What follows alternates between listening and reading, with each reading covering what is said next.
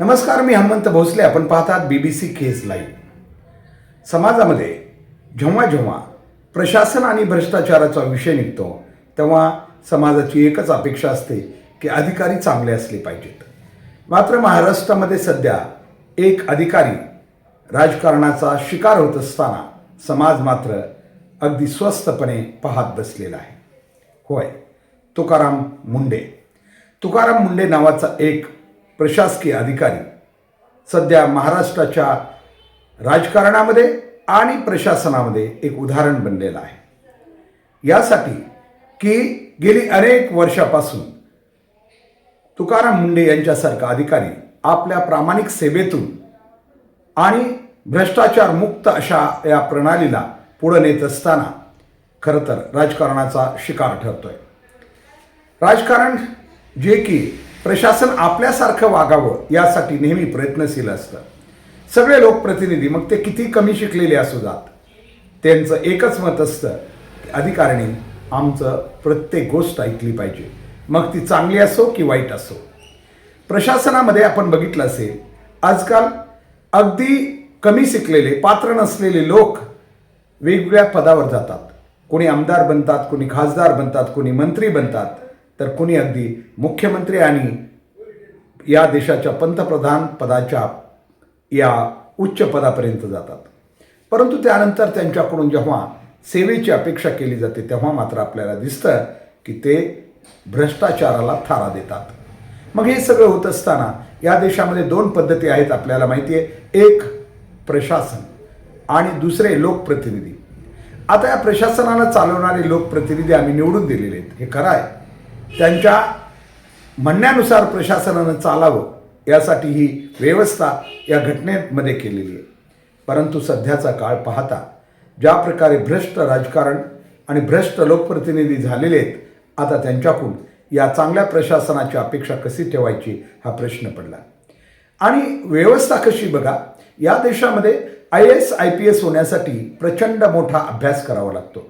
रात्रंदिवस अभ्यास करून त्यानंतर कुठं IAS IPS होता येतं. मात्र राजकारणात येण्यासाठी कुठली तरी चमचेगिरी करून कुणाचा तरी वरदहस्त मिळून राजकारणात मोठमोठ्या पदावर जाता येतं. अनेकांचा राजकीय इतिहास बघितला तर ते कालचे कार्यकर्ते म्हणून असणारे आज मोठ्या पदावर गेलेले आहेत. ना अभ्यास ना काही नाही, फक्त कुठंतरी राजकीय नेत्यांची हुजरेगिरी केली, चमचेगिरी केली की अनेक मोठ्या पदावर या लोकांना जाता येतं. आणि या मोठ्या पदावर गेल्यानंतर व्यवस्था कशी या देशातली की जे लोक प्रशासकीय अधिकारी वेगवेगळ्या परीक्षा देऊन, अगदी MPSC असेल, UPSC असेल, या परीक्षा देऊन या पदावर जातात आणि त्यानंतर मात्र हे लोक त्यांना एखाद्या नोकरासारखं वागवतात. खरं तर या ठिकाणी आम्ही दोषी धरतो त्या प्रशासन व्यवस्थेतील अधिकाऱ्याने, ज्यांनी इतक्या अगदी स्वाभिमानानं नोकऱ्या मिळवलेल्या असतात.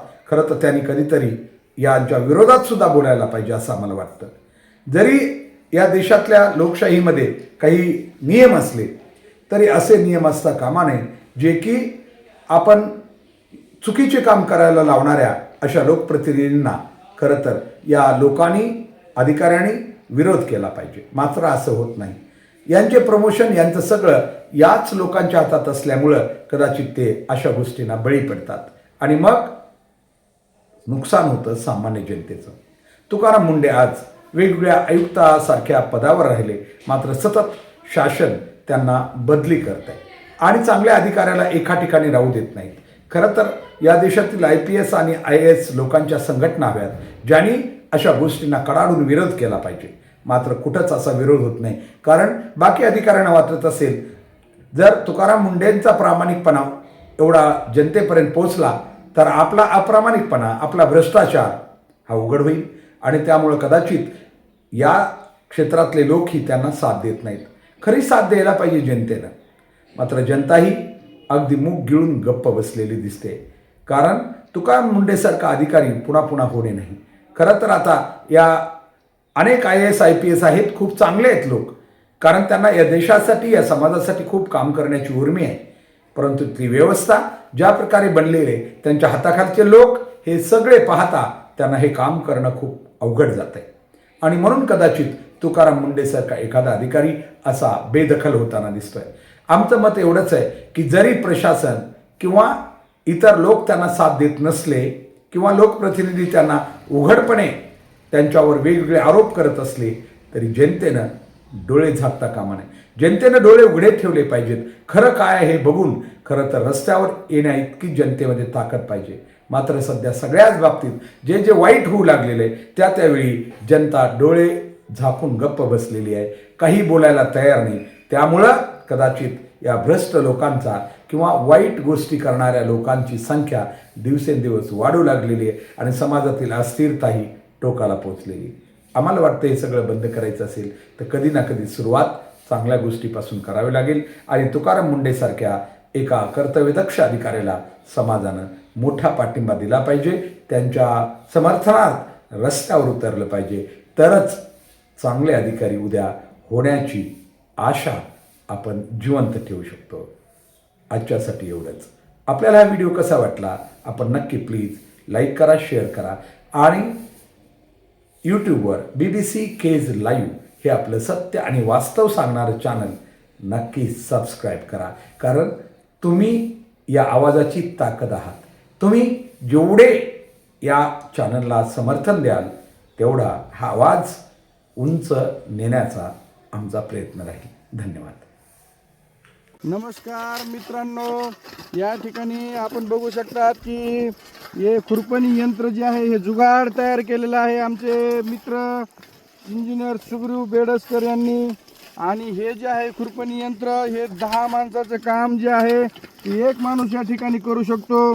आपण पाहू शकतात हे कशा पद्धतीनं हे शेतामध्ये काम करताना आपण प्रात्यक्षिक दाखवित आहेत ते. आणि तुम्ही हे पाहून त्या पद्धतीने जर काम केलं तर 10 माणसाचं काम एक जण करू शकतो. आणि 6 बोटी पासपासून ते 22 बोट पासपर्यंत ह्याचा वापर करता येतो, सेटिंग करता येते. आणि हे जे जुगाड आहे, हे जे खुरपणी यंत्र आहे हे तुम्हाला केजमध्ये शिवम फॅब्रिकेट, केज ते बीड रोड या ठिकाणी न्यायालयासमोर याचा पत्ता आहे. आणि तुम्ही जे आहे ते जास्तीत जास्त लोकांनी खरेदी करून या ठिकाणी याचा लाभ घ्यावा ही विनंती तुम्हाला करण्यात येत आहे. आणि